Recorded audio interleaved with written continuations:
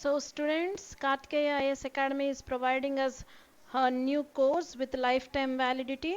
ఒక కొత్త కోర్స్ని life time వ్యాలిడిటీతో release చేయడం జరిగిందండి. You can see here. So along with lifetime validity, they are also providing discounts అండి. On UPSC course discounts కూడా provide చేస్తున్నారు, but that is valid up to 20th July. So you can see the features of the classes here. Live classes recorded single payment అయితే రెగ్యులర్గా 60,000 fees అండి, but with discounted 45,000కి course వస్తుంది. So you can grab this opportunity. Live classes with recorded EMI facility కూడా ఉందండి. So EMI అయితే per month 5,000 పడుతుంది. As this course is for 11 months, డిస్కౌంటెడ్గా 55,000కి వస్తుంది. రెగ్యులర్గా అయితే 60,000 అండి. So you can see here the only recorded, if you want only recorded classes మాత్రమే కావాలంటే single payment 40,000, but discounted amount is 30,000. Coming to the recorded EMI recorded classes కూడా EMI అవైలబుల్గా ఉంది. Regular fees 40,000, but discounted amount is for 35,000. This is a very good opportunity to grab. So grab it as it is valid till 20th July వరకే valid కాబట్టి so డిస్కౌంట్స్ని utilise చేసుకోండి. If you want to get these courses, you can contact the below given number. You can see here on the slide. So you can contact this number. Grab this opportunity, students. This is very much needed for your future prospects. Thank you. Good morning, students. Welcome to Kartikeya IAS Academy. Welcome for today's session of Hindu editorial analysis of July 20th, 2021. Let us see the editorial part. Let us move on to the page number 6.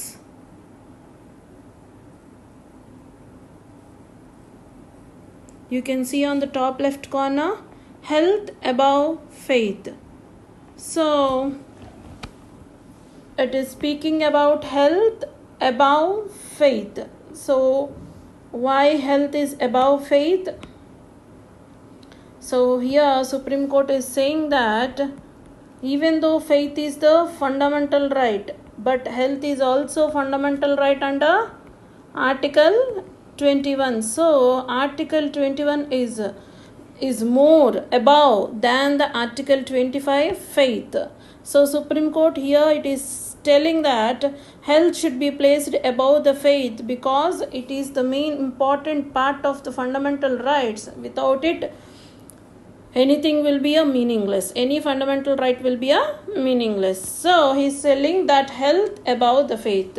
So before going into the article, let us see the vocab of the article. Salutary means beneficial. Which is beneficial? Salutary means beneficial. Perturbed means concerned. Subservient means subordinate. Suo motu, action taken by court on own accord, means on its own decision without any case filed or petition filed. Without any case filed or petition filed, if court takes up any case, that is called as suo motu proceedings. Paramount, more important. Abatement, removal. Accompanied means along with or occur with. So before going into the article, let us see the article background of the article. So in the background he is saying that health is above the faith.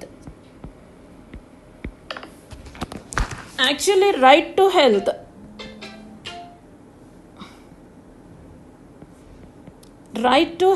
is not an implicitly present in the Constitution, but it is interpreted under Article 21. So it is an right to health is an interpreted right.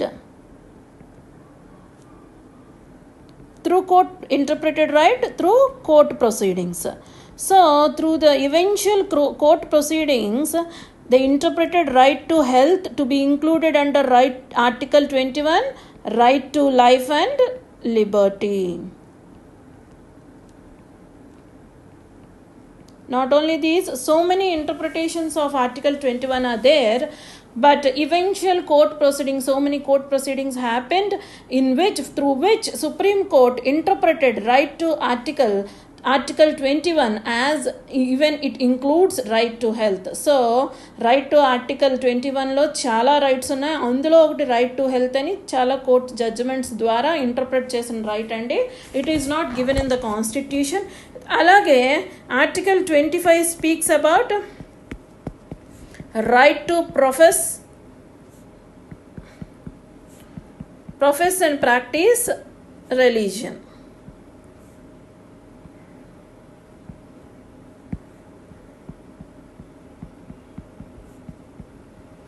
So article 25 డైరెక్ట్గా constitution ఇచ్చిన right అండి, right to profess and practice religion.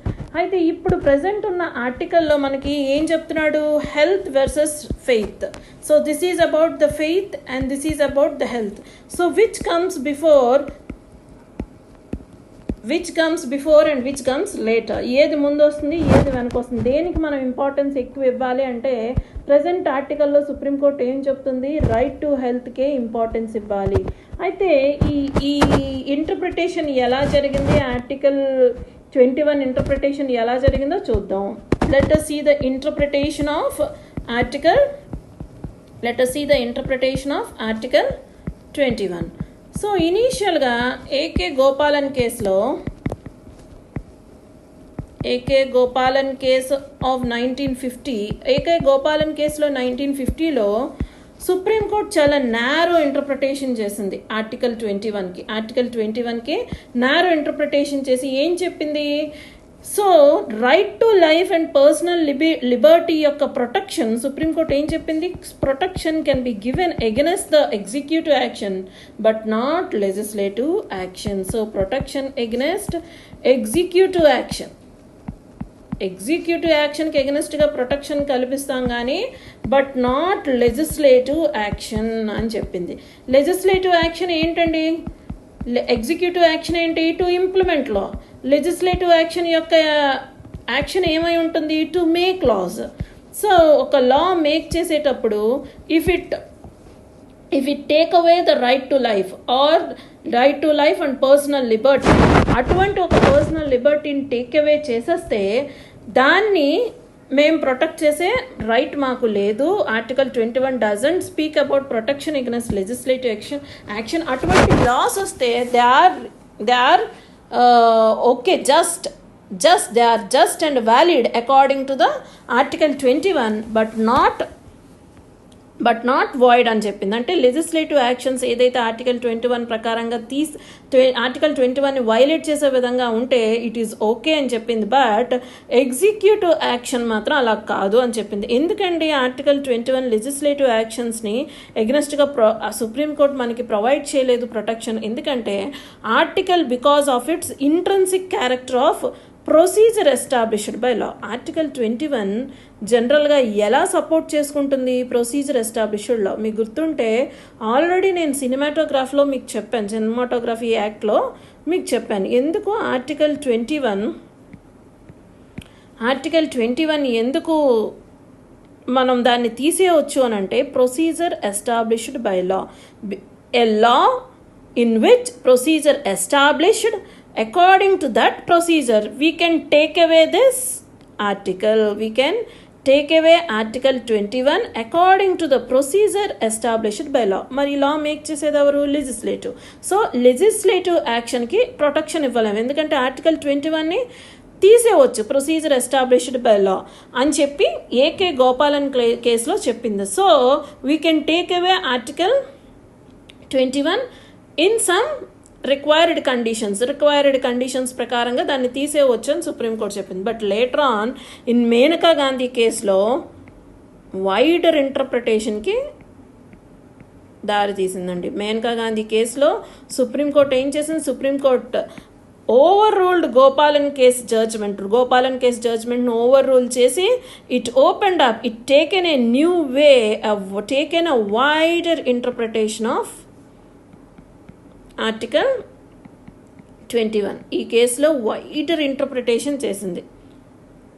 ఎందుకు చేసింది, so wider interpretation of article 21 ఎందుకు చేసిందంటే right to life ఏమంటుందంటే Supreme Court ఈ కేసులో ఏమంటుందంటే right to life this is a basic, this can be included under a basic structure of constitution. So as it is a basic structure of constitution, we should not ఏం చేయకూడదు, basic structure of కాన్స్టిట్యూషన్ని disturb చేయకూడదు. We should not make a laws against the basic structure of constitution. So basic structure of కాన్స్టిట్యూషన్లో freedom and dignity of individual ఉంది కదండి. So the dignity of life and freedom ఈ రెండు basic structure of కాన్స్టిట్యూషన్లో include అవ్వడం వల్ల, in the Kesavananda Bharati case, so include అవ్వడం వల్ల రైట్ టు లైఫ్ అన్నది చాలా వైడర్ ఇంటర్ప్రిటేషన్కి మేనకా గాంధీ కేసులో తెరతీసింది. సో దీని ప్రకారంగా రైట్ టు లైఫ్లో చాలా ఇంటర్ప్రిటేషన్స్ చేశారు. నాట్ ఓన్లీ దట్, అసలు ఏమంటుందంటే supreme court, human life exist if they live in a dignified way. So వాళ్ళకి సోషల్ కండిషన్స్ కానీ హ్యూమన్ కండిషన్స్ని కానీ వాళ్ళకి ఫేవరబుల్గా ఉంటేనే they can live. So without a human life whatever rights we provide are meaningless. మనం అసలు లైఫే లేనప్పుడు మనం ఎన్ని రైట్స్ ప్రొవైడ్ చేస్తే మాత్రం దానికి ఉపయోగం ఏముంది? సో రైట్ టు లైఫ్ అన్నది చాలా important for the existence of other rights. So other rights exist అవ్వాలి అంటే రైట్ టు లైఫ్ని మనం కాపాడుకోగలగాలి. సో రైట్ టు లైఫ్ అన్నది డ్యూ ప్రాసెస్ ఆఫ్ లా కింద ప్రొజెక్ట్ చేసింది. డ్యూ ప్రాసెస్ ఆఫ్ లా, ఆ ఇంటర్ప్రిటేషన్ అన్నది డ్యూ ప్రాసెస్ ఆఫ్ లా అండర్లో తీసుకొచ్చింది. ముందేముండేది ప్రొసీజర్ ఎస్టాబ్లిష్డ్ బై లా, దాన్ని కాస్త డ్యూ ప్రాసెస్ ఆఫ్ లాగా చేంజ్ చేసింది. ఎందుకు అలా చేంజ్ చేసింది? బికాజ్ సుప్రీంకోర్టు ఏమంటుందంటే until and unless the human life exist, what ever rights we give to the humans is useless. మనం ఏ రైట్స్ అయితే ఇస్తామో ఆ లైఫ్ ఎగ్జిస్ట్ అవ్వకపోతే ఆ రైట్స్ ఇచ్చిన వేస్ట్. సో అదర్ రైట్స్ని స్మూత్గా ఎగ్జిస్టెన్స్లోకి తీసుకురావాలన్నా, స్మూత్గా ఆ రైట్స్ని ఎగ్జిక్యూట్ చేయాలంటే రైట్ టు లైఫ్ని కాపాడాలి అని సుప్రీంకోర్టు చెప్తుంది. సో ఇది బ్యాక్గ్రౌండ్ ఆఫ్ ద కేస్ అండి. ఎలా ఆర్టికల్ 21 ఇంటర్ప్రిట్ చేశారు. సో ఇలా అనుకున్న తర్వాత ఈ డ్యూ ప్రాసెస్ ఆఫ్ లాలో కొన్ని కేసెస్ ద్వారా వచ్చిందే right to health. Right to health అన్నది దాని ద్వారా వచ్చింది. సో ఏముంటుంది డ్యూ ప్రాసెస్ ఆఫ్ లా ద్వారా ఏం ఎక్స్ప్లెయిన్ చేసింది సుప్రీంకోర్టు? లైఫ్ ఎగ్జిస్ట్ అయితే కానీ ఇంకే రైట్ ఎగ్జిక్యూట్ చేయం. సో అంటిల్ అండ్ ఇప్పుడు రైట్ టు హెల్త్ ఎగ్జిక్యూట్ చేయకపోతే under article 21 it is useless, it is waste to exercise right to religion. Article 25. So article 25ని మనం ఎగ్జిక్యూట్ చేసిన వేస్ట్. ఎందుకు? రైట్ టు హెల్త్ ఉండాలిగా. రైట్ టు హెల్త్ ఎగ్జిక్యూట్ అయితేనే if life exist then only rights will exist అని చెప్పి Supreme Court చెప్తుందండి. Let us move on to the ఆర్టికల్కి వెళ్దాం. ఆర్టికల్లో ఇష్యూ ఏంటంటే కన్వారీస్ ఉన్నారండి. కన్వారీస్ ప్రతి సంవత్సరం ఒక యాత్ర, they will conduct an yatra that was called as Kanwar yatra. So every year they will conduct a Kanwar yatra. According to this yatra what they will do, they will bring Ganga water from four sides of Uttarakhand and Uttar Pradesh, and from there they will distribute to the shrines of Lord Shiva. So country మొత్తం ఆ వాటర్ని తీసుకెళ్ళి, కన్వార్ అంటే pots అండి, కన్వార్ ఆ పాట్స్తో వాటర్ని తీసుకొచ్చి దాన్ని ఈ సైడ్స్ నుంచి తీసుకొచ్చి ఆ వాటర్తో లార్డ్ శివ ష్రైన్ని, ఆ వాటర్ తీసుకొచ్చి ఆ లార్డ్ శివ ష్రైన్ మీద వేస్తారండి. సో ఈ లార్డ్ శివ ష్రైన్ ఎక్కడెక్కడైతే ఇంపార్టెంట్ ప్లేసెస్లో ఉందో అక్కడక్కడ ప్రతి చోట, డియోగర్ ఇన్ మధ్యప్రదేశ్, ఇలా చాలా సైట్స్ ఉన్నాయి కదా, ఆ సైట్స్ అన్నిటికీ తీసుకెళ్ళి అక్కడ ఆ శివ ష్రైన్స్ మీద ఈ వాటర్ని పోస్తారు. So this is what the practice followed by the Kanwaris. సో వీళ్ళని కన్వారీస్ అంటారు, దీన్ని కన్వార్ యాత్ర అంటారు. Every year will conduct it. But 2020లో ఏమైంది? 2020 in the wake of pandemic దాన్ని మనం క్యాన్సిల్ చేసాం. అయితే ఇప్పుడు దీన్ని మళ్ళీ కండక్ట్ చేయమని చెప్పి డిమాండ్స్ వస్తున్నాయి. Not only demands, already Yogi Adityanath గారు అన్ని అన్ని ప్రిపరేషన్స్ చేశారండి, సెక్యూరిటీ అరేంజ్మెంట్స్ అండ్ ప్రిపరేషన్స్ చేశారు.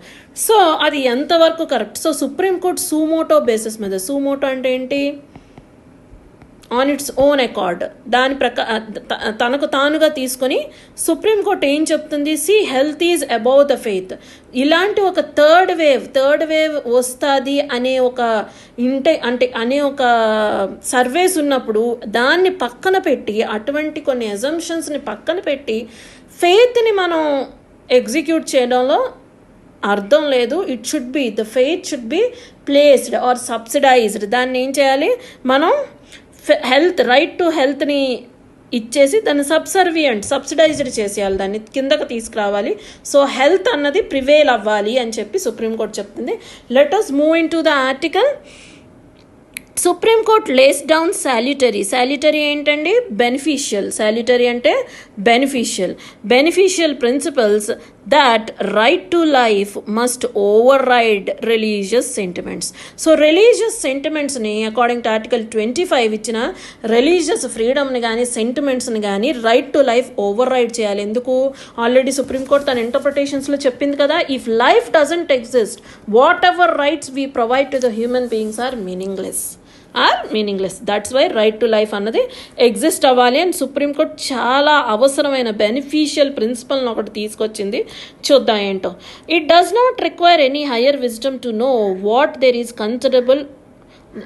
that there is a considerable risk of public health during massive religious gathering in the mid of pandemic. మనం కొత్తగా తెలుసుకోవాల్సిన అవసరం లేదండి. we already know that mass gatherings are leading to the spread of COVID-19 స్ప్రెడ్కి lead చేస్తుంది కదా. మరి అటువంటి మాస్ గ్యాదరింగ్స్ని అవాయిడ్ చేయాల్సిన అవసరం, దానికి ఉండే పొటెంట్ రిస్క్ ఏంటి మనకు ఆల్రెడీ తెలుసు అని చెప్తున్నాడు. So yet it took another prodding by the Supreme Court. ప్రాడెడ్ అంటే ఏంటి, గుర్తు చేయడం, టు రిమైండ్. ప్రాడింగ్ అంటే ఆల్రెడీ ఈ వర్డ్ ముందే చెప్పుకున్నాం. ప్రాడెడ్ అంటే to remind. Took some prodding by the Supreme Court for Uttar Pradesh to cancel the annual Kanwar yatra. Once again Supreme Court reminded that mass religious gatherings may lead to the spread of COVID-19, may lead to the rise of third wave.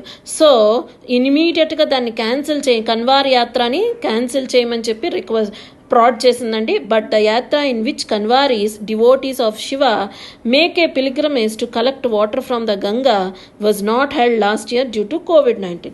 So ఈ యాత్రలో ఉన్న biggest challenge ఏంటంటే, Ganga river దగ్గర gathering అవ్వడమే కాదండి, gather అయ్యే వాటర్ని తీసుకురావడమే కాదు, ఈ వాటర్ని స్ప్రెడ్ చేయడానికి కొన్ని గ్రూప్స్, అంటే ఈ వాటర్ని లార్డ్ శివ ష్రైన్ మీద వేయడం కోసం అని చెప్పి కొన్ని గ్రూప్స్ అన్నది ఆల్ ఓవర్ ఇండియా తిరిగి ఆ వాటర్ని ఇస్తారు, వాళ్ళకి హ్యాండ్ ఓవర్ చేస్తారు.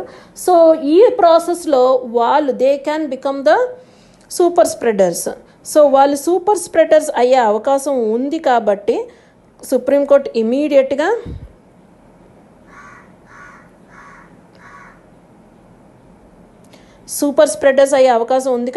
ఇమీడియట్గా ఈ యాత్రని కాల్ ఆఫ్ చేయమని చెప్పింది. But this year it was schedule to start on July 25th. Last year అందుకోసమే దాన్ని క్యాన్సిల్ చేశారు. అయితే ఈ ఇయర్ మాత్రం దాన్ని July 25th షెడ్యూల్ చేశారండి.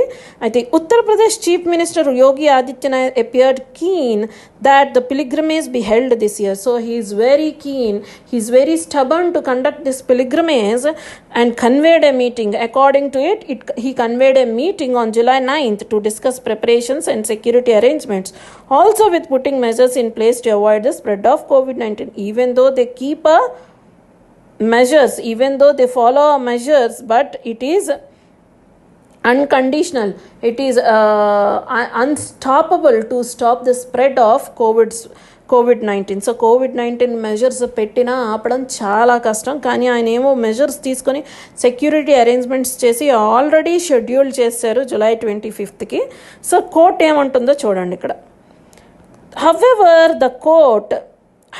the court, perturbed by reports of the plan by the reports of the plan to conduct the yatra. Perturbed ante entandi concerned. It showed, court has showed its concern by reports of ఈ plan of conduct the యాత్ర, ఏ plan అయితే వాళ్ళు submit చేశారో కోర్టుకి, దాన్ని చూసి court was concern, very concern at it initiated suo motu proceedings. ఇమీడియట్గా initiate చేసి ఏం చెప్పింది, disagreeing with even the idea of symbolic yatra in defense to religious sentiment. The court had reiterated a principle that is being observed in most places. So once again reiterated, once again it reminded the executive authorities the principle which has been followed in the most of the places of the world. It initiated again one more idea, it reminded the idea that the health of public and their right to life are paramount. So in this situation, right to public and right to health of public and the right to life are important, very important అని చెప్పింది. Paramount అంటే ఏంటండి, important, very important అని అర్థం. All other sentiments albeit religious, although religious, albeit అంటే ఏంటండి, నిన్న చూసాం కదా, ఆల్దో అని అర్థం. ఆల్దో రిలీజియస్ ఆర్ సబ్సర్వియంట్ అంటే subordinate to this most basic fundamental right. So we consider article 21 as a basic fundamental right. It also been included in the basic structure of constitution. So according to it, so as it is a basic fundamental right, it is utmost important, even though religious sentiments are important, but it is required to subordinate the religious faith over the subordinate religious faith and keeping the right to health over the right to faith అని court చెప్పింది.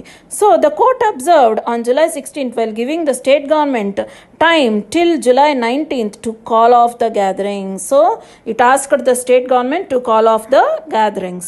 The Uttarakhand government had earlier cancelled the yatra in its territory. So ఉత్తరాఖండ్లో Haridwar, Gomukhi and Gangotri ఈ ఏరియాస్లో already call of చేస్తారండి, వాళ్ళు తీసేశారు, వాళ్ళు conduct చేయట్లేదు. cancelled the yatra in its state, rightly heading warnings by experts that such large gatherings posed a major risk. So already experts యొక్క warnings ద్వారా ఉత్తరాఖండ్ సీఎం గవర్నమెంట్ అన్నది ఇమీడియట్గా ఆ యాత్రను క్యాన్సిల్ చేశారు. But Uttar Pradesh is conducting. That's why court is very concern to keep right to health over the right to faith. So Uttar Pradesh was helped by the various Kanwar Sanghs that offer to avoid taking out the yatra this year too. So Kanwar Sanghs are not allowing Uttar Pradesh government to cancel the yatra. They are saying that it is required, it is needed in this pandemic to save their faith, so they are asking to save their faith this year because already last year they cancelled that yatra, so they are asking to conduct the yatra this year. Despite the fact that, coming to the next para, despite the fact that organization of Kumbh Mela earlier this year was seen as responsible for surge in infections in run-up to the disastrous second wave that overpowered the country's health system for weeks, there are sections that believe that rituals and gatherings associated with religious faith must be allowed with some restrictions. So already we have seen in the second wave that Kumbh Mela is been responsible for surge in infections. So Kumbh Mela last time second వేవ్లో infections పెరగడానికి one of the reasons ఏంటంటే Kumbh Mela. So అటువంటి కుంభమేళా వల్ల second wave వచ్చింది. Second wave ఏం చేసింది, పూర్తిగా health system అంతటిని క్రంబుల్ డౌన్ చేసింది. అటువంటి హెల్త్ సిస్టమ్ క్రంబుల్ డౌన్ చేసిన ఒక మేళాని చాలా ఆ టైంలో కూడా చాలా సెక్షన్స్ ఆఫ్ పీపుల్ ఏమని అడిగారు, ఏమని బిలీవ్ చేశారంటే it is required with some restrictions, religious ఫెయిత్ని కానీ రిచువల్స్ని కానీ గ్యాదరింగ్స్ని కానీ కండక్ట్ చేయడం ఇలాంటి ఒక టైంలో అవసరం, విత్ సమ్ రెస్ట్రిక్షన్స్ దాన్ని కండక్ట్ చేయాలి అని చెప్పి కొంతమంది వాదించారు. There may be a case for relaxation aimed at economic revival and restoration of normality in most parts of the country. So they are questioning that faith కూడా కొన్ని restrictions ఇచ్చి ఆ ఫెయిత్కి కావాల్సిన రిచువల్స్ని, ఆ ఫెయిత్ని కాపాడుకోవడానికి కావాల్సిన రిచువల్స్ని, గ్యాదరింగ్స్ని మీరు కండక్ట్ చేయాలి. ఎందుకంటే economic revival and restoration of normality కోసం, ఎకానమీ రివైవ్ అవ్వడం కోసం మీరు లాక్డౌన్ రెస్ట్రిక్షన్స్ని ఈజ్ చేశారు. సో రిలాక్స్ చేశారు. అటువంటి ఎకనామిక్ రివైవల్ కోసం రిలాక్స్ చేసిన నామ్స్ని why not we should ease for our faith. So faith కోసం ఎందుకు ఈజ్ చేయకూడదు అని అనేవాళ్ళు కూడా ఉన్నారు. ఈజ్ చేశారు, okay, but there really is none when it comes to choosing between religious rights and the right to life and safety. But none are bothering that if we are in a condition to choose between right to faith and right to life, what we should, right to faith versus right to life, then in these both what we should choose right to life. As the Supreme Court in its proceedings said that until and unless life doesn't exist, it is meaningless to have faith. So చాలామంది వాదిస్తున్న దాని ప్రకారంగా లైఫే లేకపోతే faith ఎలాగా? So economic revival కోసం నామ్స్ని curb చేశారంటే, నామ్స్ని is చేశారంటే ఎందుకండి? That also includes life. ఎందుకంటే రైట్ టు లైఫ్లో రైట్ టు లైవ్లీహుడ్ కూడా ఉంటుంది కదా. రైట్ టు లైఫ్లో రైట్ టు లైవ్లీహుడ్ ఉంటుంది కదా. మరి అటువంటి లైవ్లీహుడ్ని కాపాడాల్సిన అవసరం ఉంది కదా గవర్నమెంట్కి. సో అది కూడా లైఫ్ కిందకి వస్తుంది. దట్స్ వై ఎకనామిక్ రివైవల్ కోసం అని చెప్పి నామ్స్ని ఈజ్ చేశారు. Now we cannot compare this with right to faith. So economic రివైవల్ని, ఫెయిత్ని ఒకే లైన్లో పెట్టి చూడలేము.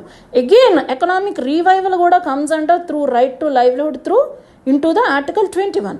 So Article 21 కిందే అది కూడా వస్తుంది. So again how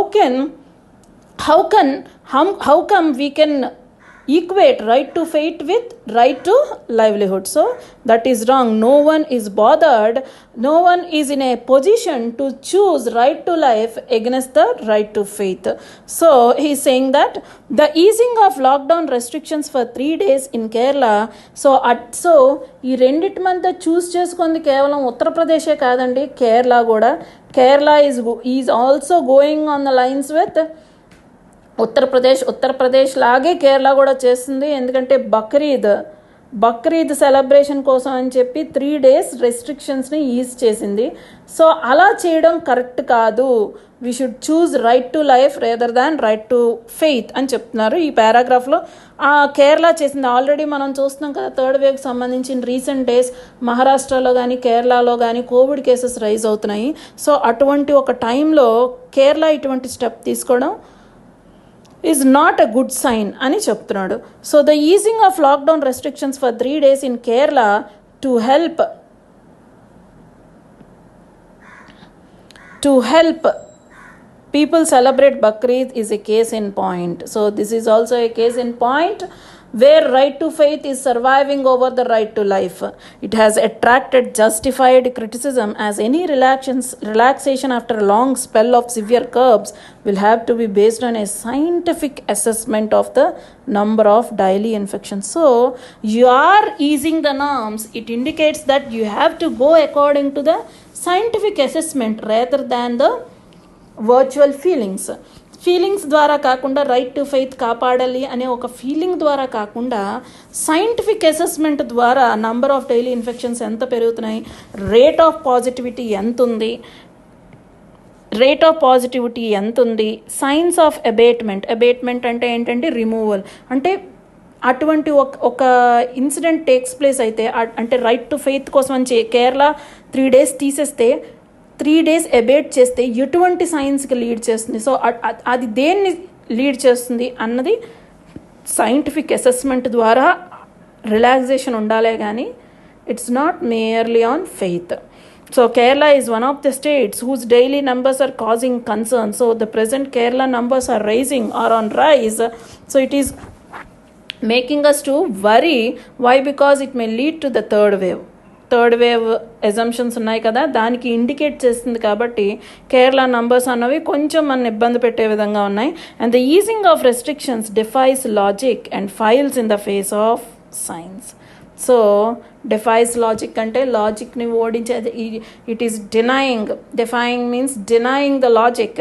అండ్ సైన్స్ని ఫేస్ చేయకుండా it's not facing the science but rather than it is going on faith అని చెప్తుంది. The state government will be hard pressed to explain its decision to the top court which will quite rightly demand much more than a routine clarification that the relaxations were accompanied by instructions for maintaining the COVID-19 protocol. So Supreme Court is asking, so regular explanations are not needed. We want a strong clarification. Why? Because we don't want a routine clarification. We want a clarification, a strong clarification. Why you took a decision of right to faith over the right to life? Why you have taken right to life? Why you are not considering scientific assessments? Why you are taking so light the right to life? So Kerala అన్నది explain చేయాల్సిన అవసరం ఉంది అని చెప్పి ఆర్టికల్లో చెప్తున్నాను. Very important article. So it is between health and faith. Thank you.